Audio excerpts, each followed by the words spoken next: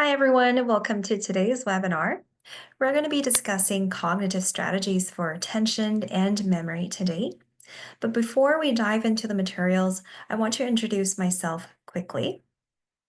My name is Alice, and I work as an occupational therapist at the Center of Clinical Excellence for Veterans and First Responders Health.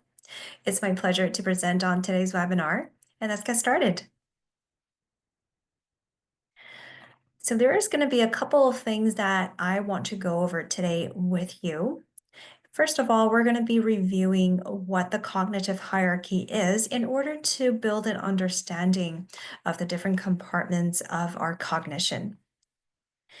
And then we're going to be diving into what attention is, the different types of attention, and then talking a little bit about what memory is and how memories are formed, before talking a little bit about some of the things that could impact our cognitive performance. And then finally, we're going to be going over a couple of different strategies that can help boost our cognitive capacity as well as support our overall performance.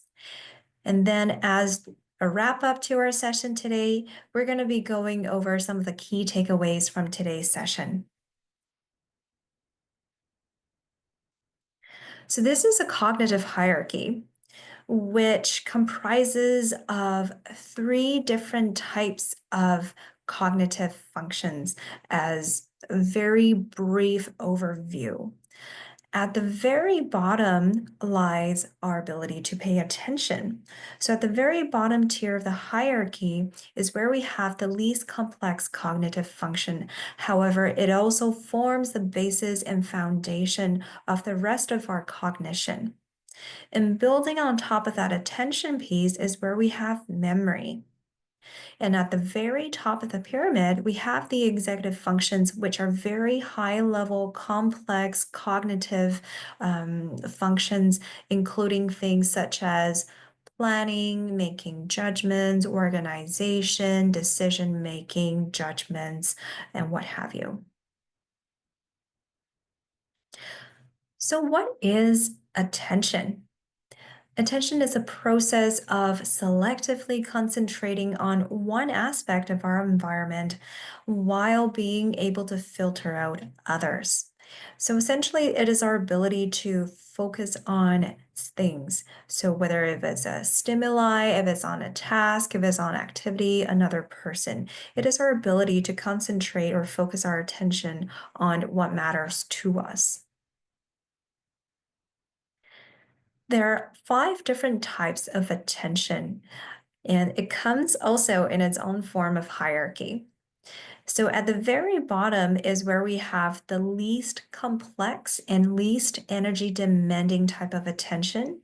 And as we move up the hierarchy, we're going to see increasing cognitive complexity and intensity. So as we start from the bottom up, we have focus attention, which are the building blocks of the upper tiers of our attention. Focus attention is our ability to pay attention to a specific stimulus, whether if it's a person tapping on your shoulder or your ability to focus on what I am presenting on in today's webinar. On the next tier, we have sustained attention, which is essentially our ability to focus on one single stimulus over an extended period of time. So a good example is your ability to focus on the webinar that we're having right now. And as we move up the hierarchy, it becomes a little bit more complex in nature because oftentimes the environment we are in, it does not have a single source of stimulus. Oftentimes there's different forms and many different types of stimuli coming in that is vying for our attention. And this is where selective attention comes in. So this is our brain's ability to take in all of the competing stimuli, pick out the ones that matters to us while filtering out the ones that are less relevant. And that's our selective attention. So imagine that you are playing this webinar while you are out in the public, whether it's walking in the mall, walking on the street. There's going to be other sounds, other visual activities going on, but being able to focus on the webinar's information is your brain's ability to selectively pick out what is relevant to you. Building on top of that comes our fourth tier called the alternating attention. Alternating attention is our ability to switch our focus from one task to another.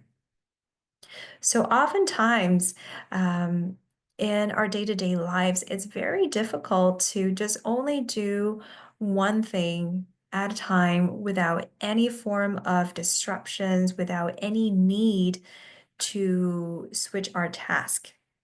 So a lot of the times we rely on our alternating attention to be able to focus on what is the most relevant information in that moment. So say, for example, back to the example of listening to the webinar. If someone rings the doorbell or if someone calls you on your cell phone, you're going to have to switch your focus to who is at the door, who is calling, in order to assess what's going to be more important, pausing the webinar and checking to see who is visiting, who is calling, or continuing on with the webinar. And that is your ability to alternate your attention. At the very top of our pyramid is divided attention, and that's essentially our multitasking ability. Divided attention is being able to pay attention to multiple sources of stimuli at the same time. Now, this is a very complex form of attention that is equally cognitively intensive. So it takes a lot of our energy and our cognitive resources to be able to multitask. And as a species, humans are not very good at multitasking. So more oftentimes, we rely on rapidly alternating our attention between different tasks. So say, for example, it might feel like you're multitasking when you're jotting down notes while you're listening to this webinar, where in reality, it is a rapid alternation of attention between listening to focusing on what you need to write down on your notes. So divided attention is most frequently used when you are focused on task that has an unequal distribution of cognitive resources. So what I mean by that is one of those tasks is going to be a little more automatic, it's going to be less cognitively intensive, while you're going to distribute more of your attention and cognitive resources on another task, which is going to be more cognitively demanding. For example, going back to the webinar, you might be listening to the webinar while you are walking on the treadmill. So that is multitasking, but you'll find that one of the tasks, walking on the treadmill, it's going to be more autopilot. You don't have to dedicate as much cognitive resource, while a lot of your attention is going to be focused on what's going on in this presentation. That's the attention hierarchy in a nutshell. Now, attention forms the precursor to the formation of our memory. And our memory and our executive functions work together, allowing us to think, to adapt, to problem solve, to regulate, and to perform all sorts of complex tasks. And now let's discuss a little bit about memory. Memory is a component of our mind in which the information is received, encoded, stored, then retrieved when we need it. So it's a four-step process in which memory is formed. As a whole, memory formation is the process of retaining information over time. And by the type of memories that we form, it's also a way of telling us what is important, what matters to us. Let's talk a little bit about the four stages of memory formation, with stage one being receiving input. This is the initial acquisition of information, of data, of stimuli that's coming from the external environment. And our brain needs to be able to filter the incoming stimuli and prioritize what is relevant and what it needs to set aside. And again, attention is the precursor and is the most crucial key to the stage one of memory formation. And stage two, when the information gets encoded or processed, this is where we have our learning phase. And information during this phase is stored in our short-term working memory. To build memory, we can't allow the information to stay in short-term memory forever because, as the name implies, short-term memory is temporary.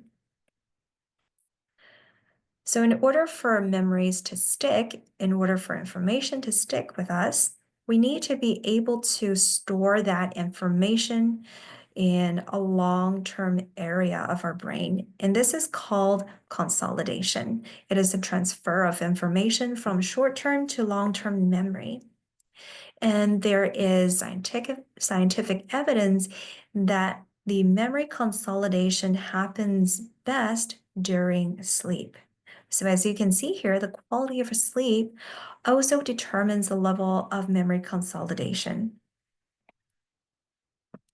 In the last and fourth stage of memory formation, we have retrieval, which is our ability to access that long-term cache and pull out what is relevant to us.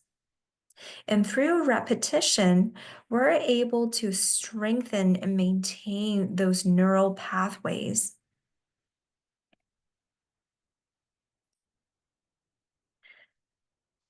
What affects our attention and memory? So we're going to spend a little bit of time just talking about the different types of factors that can contribute or impact our cognitive performance. Lifestyle is a big one. So it is the core of our cognitive performance, and things like sleep, nutrition, and exercise, they play a big role. So say, for example, sleep deficiencies is correlated to poor memory consolidation. So as we can see from previously, that if we don't get good sleep, memories are not consolidated as much as whereas someone who has a solid 7 to 8 hours a day. Nutritional deficiencies can also be associated with poor brain health. Leading a sedentary lifestyle is also linked to a more rapid cognitive decline.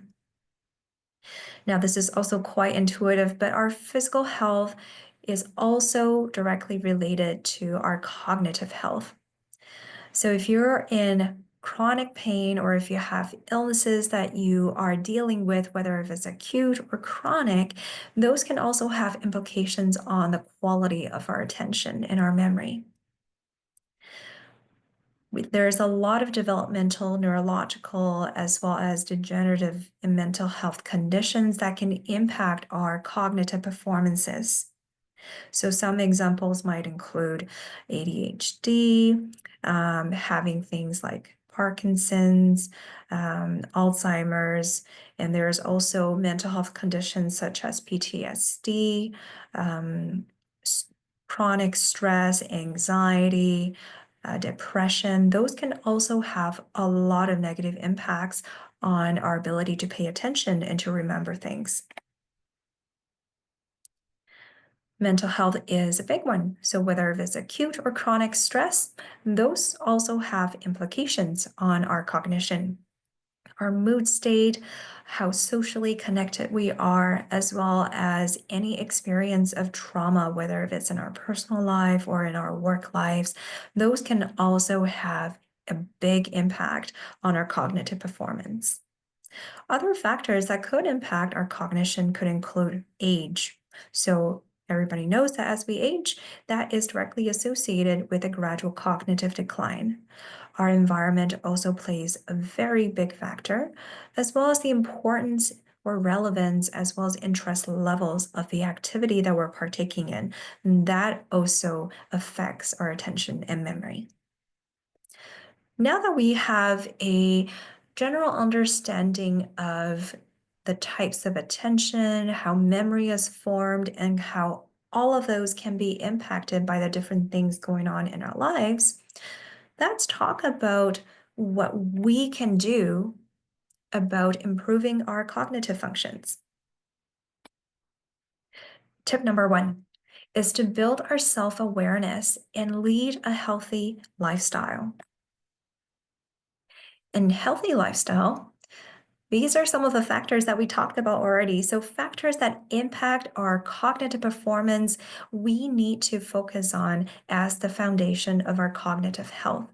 So making sure that you're getting your 7 to 8 hours of sleep, making sure that you have adequate nutritional intake, having exercise as part of your routine, and building up a routine that is sustainable, that is active, that has the just right challenge for your brain, and then building in exercise to building in breaks to round everything else out.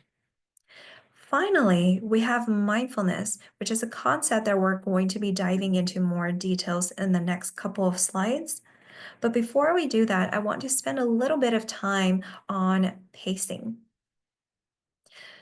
So as you can see in some of the tips that I'm going to be discussing with you, I like to talk about these tips in the forms of questions because questions invite self-reflection, it invites brainstorming, it invites thinking about, well, what am I already doing in my current life and how can I build on top of my existing strategies? So with pacing, the questions that you want to ask yourself is, well, how do I build a sustainable routine? By sustainable is, am I having a good balance between activities and breaks? Because both are equally important in making sure that you don't overdo it and you don't underdo it. And the next is, how do you schedule your activities? When are you the most alert and can get the most done? What is your energy pattern like throughout the day? And how can you align your activities accordingly so you can get the most out of your cognitive resources? And next, we have mindfulness. Mindfulness pertains to the quality or state of being conscious or aware of something. So, simply put, it just means the quality of your attention, to pay attention to the present. Mindfulness can come in many different forms, and you can practice mindfulness in many different ways, and meditation is just one of it. But what mindfulness helps you do is that it helps you develop self-awareness.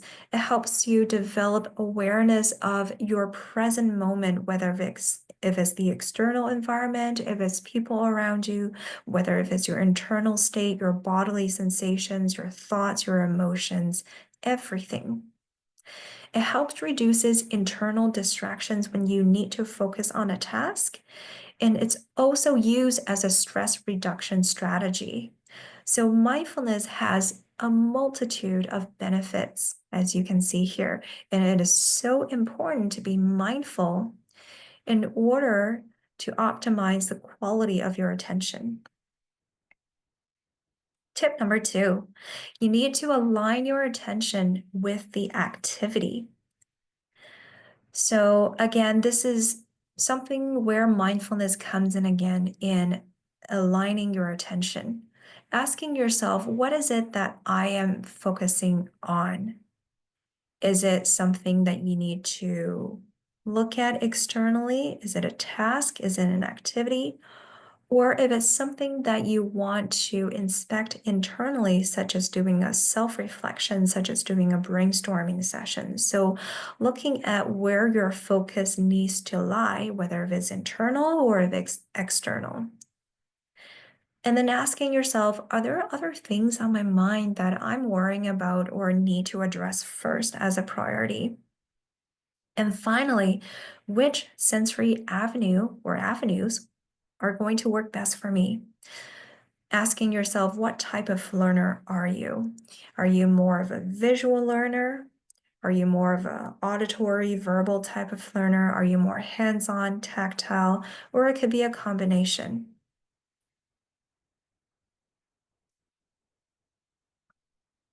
When you align your attention, you also want to think a little bit about realigning it because chances are throughout the day, you're going to be switching from task to task.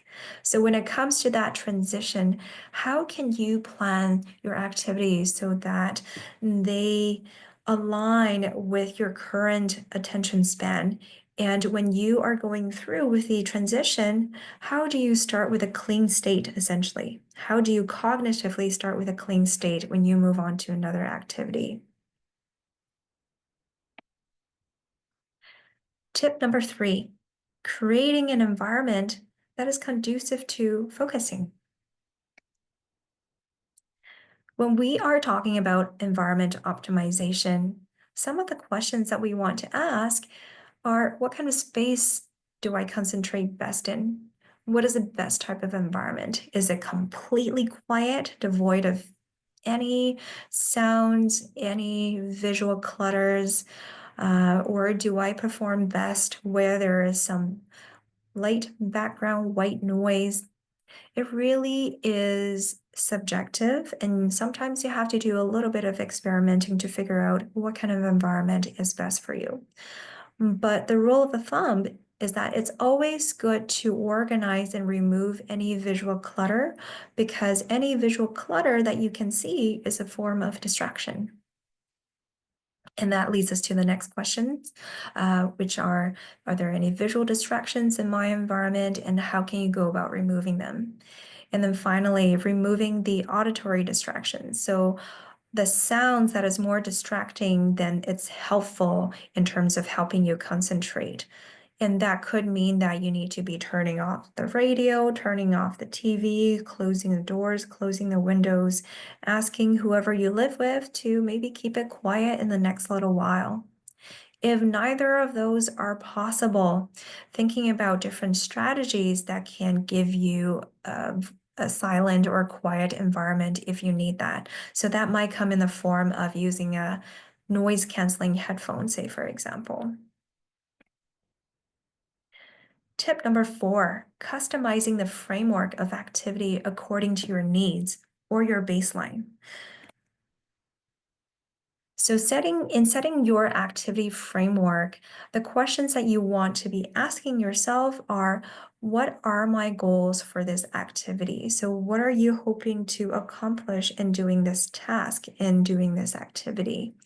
And how can I plan this activity so that the time frame is aligned with your attention span, right? So we both know that humans have a finite amount of attention span. And by going over that, not only are we no longer able to take in additional information, that also speeds up the cognitive fatigue that we can sometimes experience. Another factor to consider is the pace of information processing or learning, the pace of learning. What is going to be the optimal speed and volume of information? So again, think of learning as a machine with some control knobs. So you want to be able to pace the speed of the learning in accordance to how much you can process at one time. You also want to control the level or the volume of information coming in at one time because there is a finite amount of storage space in our short-term working memory. And once we go beyond that, there's going to be information that's going to be lost, that's not going to be consolidated into long-term memory. So to be able to break down those activities and that learning into manageable chunks.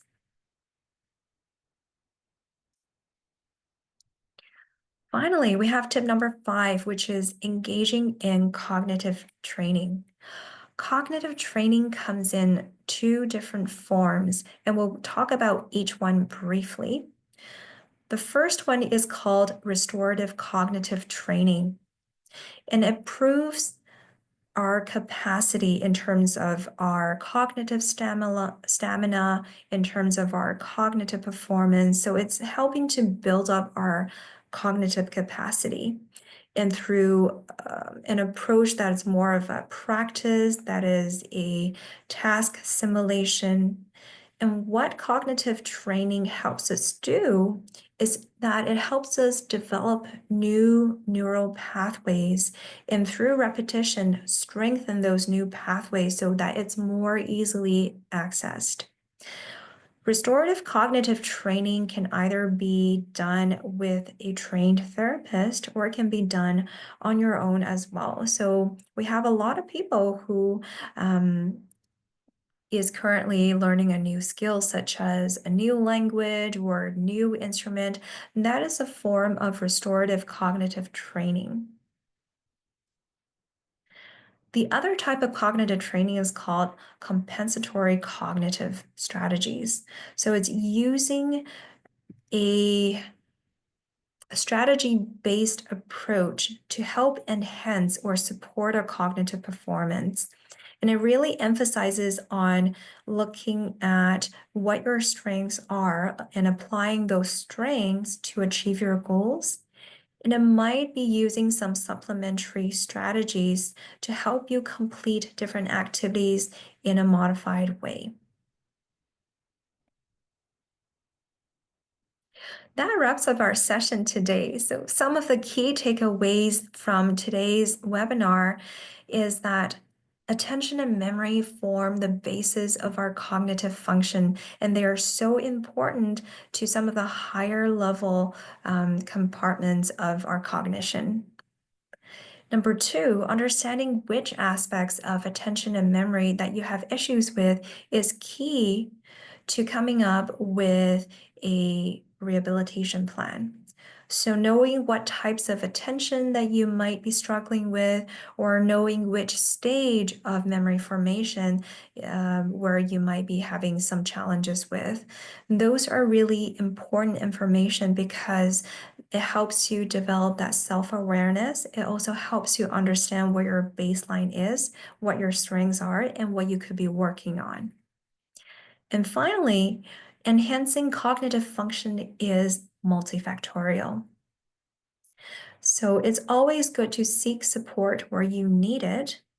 And together, we can build a systematic and multi-pronged plan because enhancing our cognition is never through just a single avenue. It is always through different approaches, whether if it's targeting your sleep, improving your exercise, making sure that you are eating properly, or using different strategies to help you formulate a good cognitive training plan. So if you have any questions on today's webinar, or you just want to give us some feedback, or perhaps you want to ask about any of our programs and supports and services, you are more than welcome to contact us. I've put down my contact information down there as well as my email. If you are interested in checking out our website, there's also a ton of information on what we can offer at the Center of Clinical Excellence. So we look forward to hearing back from you. And if you have any questions, again, please do feel free to contact us. Finally, thank you so much for coming today's webinar. I really appreciate you taking the time, and I hope you have a great rest of your day.